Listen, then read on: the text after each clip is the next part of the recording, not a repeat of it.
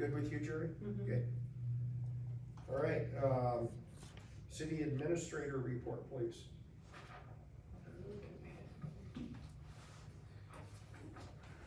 After we go through the reports, it'd be nice, you know, we're gonna look into a budget workshop, we can have another break just to set things up again. But there were a couple items I just wanted to mention. One thing I think you saw in the paper today, those of you who read the paper, there was a question about fireworks, and whether or not we were considering anything, and, you know, really the issues with fireworks are the illegal fireworks, which are an issue every year. People go by the aerials, those are the ones that I think that we're concerned with, and so, I spoke with Bob Norris today, about that and our concerns, and the fire department, they were gonna call us as well, cause I spoke with, Chief Riley and said, you know, we look to you on the firework issue. Our code basically says we allow the ground fireworks, we sell them from June 23rd to just after, till the July 4th, the night of July 4th. And so I didn't anticipate that the ground ones that we were gonna do anything with that, but I thought I'd mention it if you have concerns. They are concerned with the aerial ones, again, the illegal ones, and they do every year, because we are in a dry, we've had a dry year so far, and so we are concerned with fires starting. And so at this point, you know, the message that I think we should put out is that people need to be careful and to avoid the aerial fireworks, and if the fire department feels like they wanna pursue more, we can look at that, but, anyways, any thoughts on fireworks? We have some code sections, but we do, even in our code section, it refers to the Northern Lakes Fire District for their direction and comments on what we should do with that. We're gonna have hot temperatures for the next, until July 4th. I think fire's gonna be a big thing this year, this summer. So, if there's any other direction you wanna give, I will talk with the chief, probably tomorrow and see if he has anything else. If we need to have an emergency meeting, we can call that. At this point, I don't anticipate doing that. With the technology that they have today and the kids with their, all this loud music and stuff, they ought to be able to come up with some music that's loud enough so you think they're blowing up the place right in the middle of the park. You put a screen up there and have it like that, it wouldn't catch anything on fire. Well, I'll tell you what, some of it's available out there. So that's all as far as the report, if there was anything, it's not on the council agenda, but I just, if there's any input from you or from Caitlin. Let me know. Jerry, did you have anything? Yes, I just wanted to report that I attended the Association of Idaho Cities 74th Annual Conference last week, along with the mayor and councilmember Roder and our city administrator Brett Boyer. It was very informative, well attended, and very productive to see people face to face. Last year we had a virtual conference, and you can get information from a virtual conference, but it just isn't the same as being there in person, being able to talk to everyone, and I really enjoyed it. And the other thing I wanted to just briefly mention, the last week of July, I'm not gonna be available for council, so I wanted to let you know that I could be available the week before.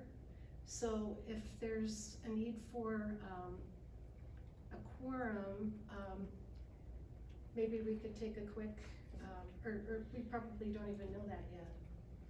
I haven't heard anything. You haven't heard from anyone else that they can't be here on the, I think is it 27th? Yes, it would be the 27th, and I wouldn't be available for, to participate by call.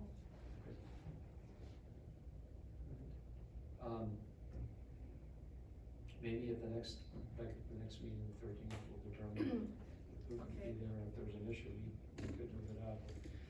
So the week prior is also, it's the week of Hayden days, I believe. So the 23rd, 24th is 8 days, and we plan on having everything like normal, with the parade and stuff in the park. So I think hopefully most everybody's gonna be around, so you can be in the parade. So, Do you have anything else? No, other than I would be available on the 24th for the parade. Dick, do you have anything? Yeah, for a question on Hayden Days, is there gonna be a parade? yes. Is Susie gonna need 2 convertibles for that? I thought she mentioned it, but I'm not sure what date. And I told her I'd have mine ready, that she can use them, you know, but, I'll talk to her. I think we're counting on it, so it'd be the morning of the 24th. Okay, I'll talk to her about that. The other thing I'd like to do, I'd like to apologize for what Ed brought up, about this deal with Matt here. I've been doing this 30-some years, and what Roger said earlier, sometimes people throw crap at us up here, and we're supposed to smile and take it and not do anything all the time. Sometimes that's not my nature to take that very nicely. I don't like people slapping me around and I can't do anything about it. But I apologize for doing that because that was no place for it. And in the 30-some years that I've been doing this, I've never done that. So, just so you know that, I was out of line and I won't do it again. I might break out in tears, but I won't do that. Okay, I would, also like to apologize to Ed, apologize to everybody in this room, staff included, for my outburst earlier. It wasn't necessary, I just simply lost my temper. And I will not apologize for what I said in regards to the other council member. I did not attack him personally, I simply spoke the truth. I felt that he had attacked us in a prior meeting because he basically told us that how we voted on a couple of subjects were wrong. That's not his place. We try to follow our constituents, you know, and please always remember, we're human beings too, we screw up. But we try to do our best. I think as a council, on the whole, like the Caravelle Estates, that's not the only example where we've tried to follow our people's desires. We've worked very hard to keep the tax levy rate low, which we're the lowest for a city our size in the state of Idaho. And you'll find the mayor, staff, everybody very proud of that fact. And we're still getting by. You know, we can always do better, and that's our goal. But anyway, I just wanted to, you know, I don't generally lose my temper, but I did, and I apologize for it, so. If I can make a comment, Council President Sarah, before we leave, we have been getting a lot of public comment sent to your emails, to Brett. I've even received some on land use matters. That is concerning because I know we've talked about this a lot in trainings, but I fear for the ex parte communication and just the need to prevent that. So our notices and public hearing notices that go out in mailers and in the press tell people that are interested where to send public comment to. So just ask again that people can adhere to that. And if people reach out to you and want to discuss it, please just follow I can't discuss it. It's a land use matter that's come before me. We sit in a quasi judicial capacity. It's absolutely improper to have ex parte communication outside of a hearing with an applicant or any member of the public on it. So I just again want to reiterate that it's a concern for staff. I can't prevent folks from doing it. I really obviously encourage people to submit public comment. We like it. It really helps staff. It helps It just needs to be through the proper forum, so I Does just. that matter if people get emails and have that stuff on it? Yeah. That's a so- little hard to control, that kind of No, stuff. it is, and so if you could just forward it back to planning, or just not engage, right, no reply to them of engaging in the discussion, kinda like, you know, I think Council President Saber, you had a person come up to you in a grocery store once and wanted to talk about it, I think you actually just had to walk away. I mean, it's that kind of stuff, we worry about it.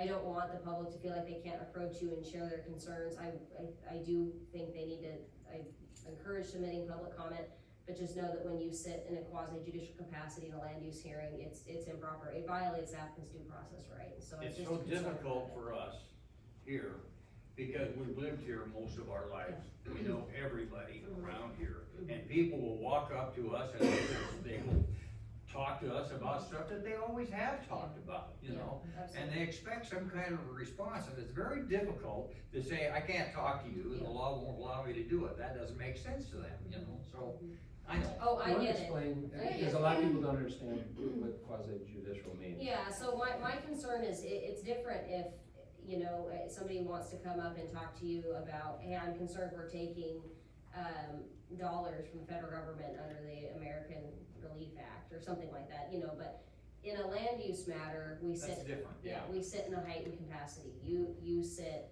in most other instances, you sit in the legislative role, except for when you're overseeing a decision on a land use matter, zoning, subdivision, special, you know, conditional use permit, variance, you know, the zoning of annexation is quasi judicial. That role provides a heightened standard. You know, we have hearing procedures. You know, we hear from the applicant, staff, public comment in a certain order. We close the public hearing, we consider matter, in what is in the record, and that is what you base your decision on with our standards of approval. The Idaho Supreme Court has held consistently that the applicant has a due process right to a fair hearing, just as you would if you were in court, so you are just judges up there. And with that comes, just as a judge can't have outside communication with a party or another attorney on the case, you can't have it on the land use matter. So all items have to be discussed and deliberated in this open session in front of you. It's improper to have any of that communication outside of it. You know, people, it's like previously said, people today feel so separated from their elected officials.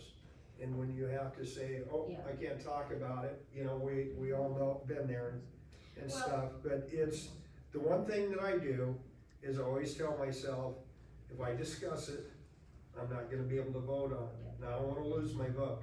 So, it's still difficult though, yeah, you just wanna try, you just wanna talk to them about it. Well, we encourage people to submit comment that don't, you know, can't attend for one reason or another, maybe they don't want to attend, but they want to submit written comment. We allow that, we put in the notice of where you send it to, and, you know, there's a date to cut off, and it all goes and gets submitted into the record, a packet of papers that everybody, you know, planning and zoning, and then eventually you can review.